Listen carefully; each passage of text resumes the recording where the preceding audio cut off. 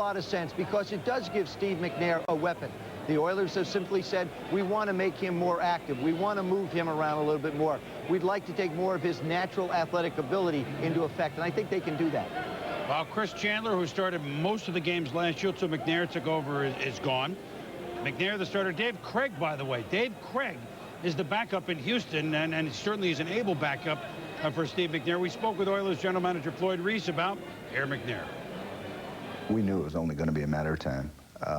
Steve has come along very, very well. He's already gotten a lot of time with Les Steckel, who's going to be our new offensive coordinator and quarterback coach. They feel very good about each other. It was one of those, it came a point in time. You know, now's the time to do it. Everything seemed to fit.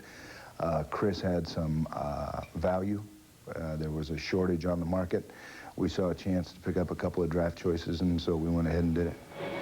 Well, that's the Chris Chandler move. And you know, one thing we were talking about via Dave Craig, and we love David, in his 85th season in the NFL. He's now going to back up in Houston. Randall Cunningham is a backup in Minnesota.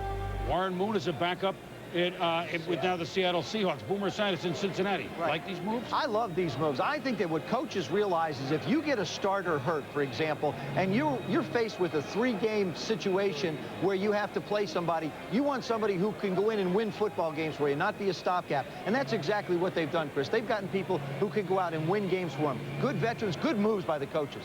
And of course, David Craig has outlasted his college now by how many years? Milton College gone, 5 and then or 6, David is still chugging along. Well, it's still chugging along in Dallas. There's our Chris Myers. They getting antsy down there yet, Chris?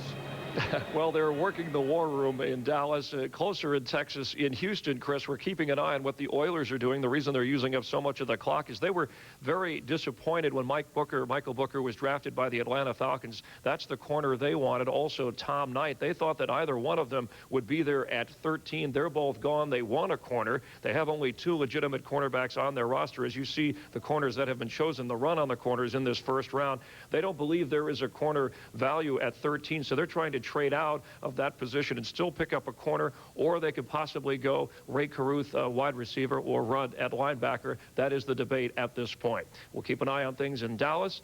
Now for more on Houston, let's go back to Chris Berman in New York. Chris, so the Oilers have to reshuffle. It's their job. That's what they do. Oilers. Receiver, I mean, they get value, Mel.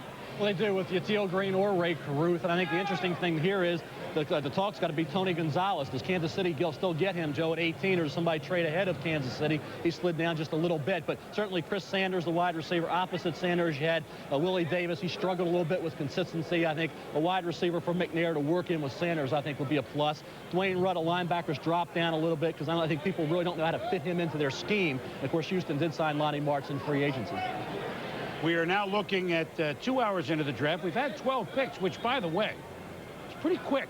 Pretty quick for the upper part here of the first round.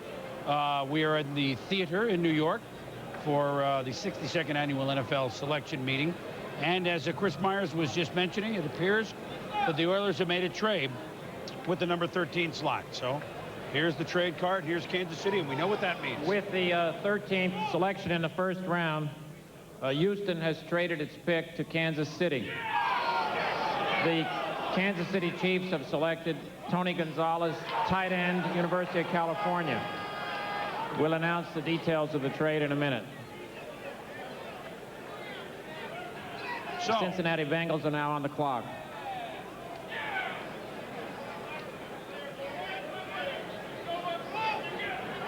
All right, we will get to Tony Gonzalez's pick, and Kansas City kind of telegraphed it and said that that's what they would do. And they did it. They went up and they got their tight end, Tony Gonzalez, one of maybe 3 California players in the first round, at least 2 that could be chosen. But we're going to a little bit of new technology here with our draft coverage. 18 years, you got to improve on something. Now with our Sprint video conferencing, we welcome in Joe Bugle, the Raiders. Good morning, Joe. Good morning, Boomer. How are you? All right. There was all sorts of talk that you guys were wheeling, dealing, etc. But you happy with where you ended up? Oh, extremely happy. And we listen to everybody, you know. I mean, we gather a lot of information, but we're very, very pleased with our pick. And, you know, in Raider philosophy, you dominate on defense. That's the most critical thing, and we felt we got a dominating player in Darrell Russell. Well, did Darrell Russell, now do you put him outside? I mean, is Chester McLaughlin still a factor? Obviously, he's a factor. I mean, do you line them all up on the defensive line? Can Russell go either in or out, Joe? Yeah, Russell in college played both defensive tackle and defensive end, Boomer, and he's a highly impact football player, and we certainly felt that he was the best football player in the draft. And we put ourselves in a great position at the #2 pick, and we certainly feel very, very proud that we had a chance to pick Darrell. You got Jeff George playing quarterback for you this year. He's had mixed success where he's been. Why will he be different as a Raider for you? Environment, Boomer, the environment. You know, you put a young man, a great football player in a Raider environment, they have a tendency to do a real good job. So, yeah, we certainly have high expectations of Jeff George. In fact, we already went through our first draft with Terry McDaniel, Jeff George, and Desmond Howard. Do you think that there's always pressure on being a head coach? You've been it before with Arizona. You know about it. With the Raiders, kind of disappointing, and you were there, you know, when they kind of didn't add up the last couple of years. You feel a lot of pressure. I know not necessarily today, but and as your second time around as head coach, how will you change this time? Well, to answer your first question, Boomer, yeah, we were very disappointed the past 2 years. That was a real setback for the Raiders. I feel I have the best football job in the National Football League, being the head football coach of the Raiders. Al Davis and our organization go out and get you the best football players so you have a chance to win. And our whole philosophy here is to win championships. And great players and great teams just don't win, they punish. And we got punishing football players, and we added a few more to our litter. Well, you punished him when you coached the Hogs in Washington, and you helped Joe become a great player. Obviously, even Joe sitting here will agree with that. I give Buggs all the credit. Yeah, right?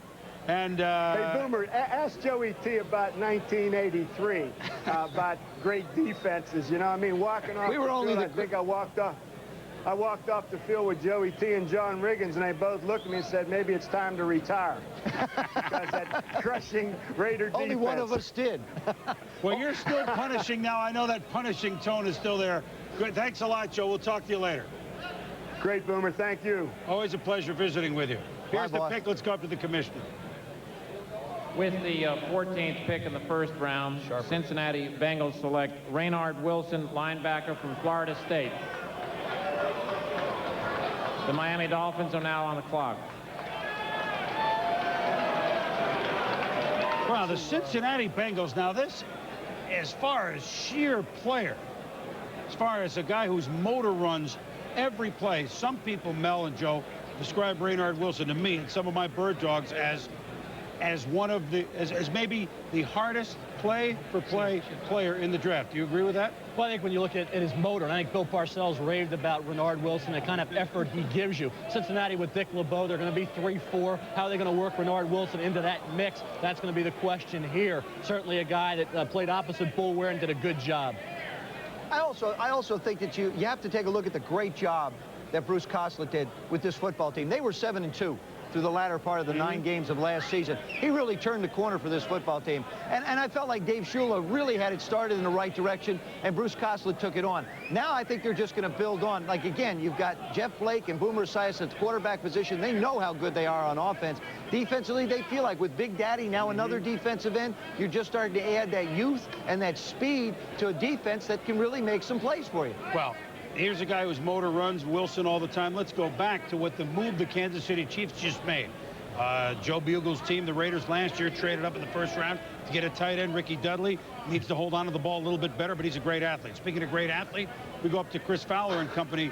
Tony Gonzalez, basketball player for Cal, football player for Cal. We really don't know how great a receiver he could be. I mean, he's maybe more athletic than even a Keith Jackson was coming out of college, and we know he's been a great productive tight end over the years. I know you mean Gonzalez, the great athlete, not anybody on our panel right here. Wait a minute, I resemble that. Guys, we're used to having players stock rise in March, but that's at the individual workouts with the NFL teams. It's not stock rising on the basketball court during the NCAA tournament, but that's what happened with Gonzalez. Here's a guy who came in, showed that he could play basketball, not as a football player, but as an agile two-sport athlete. Mike, let's start first on the football field, what he did for Steve Mariucci. Well, Chris, he's a fast and athletic tight end, and you watch his speed and athleticism as he gets down the field, makes the catch, and then avoids the tackle, and then picks up yardage. You see the athletic ability of Tony Gonzalez. Basketball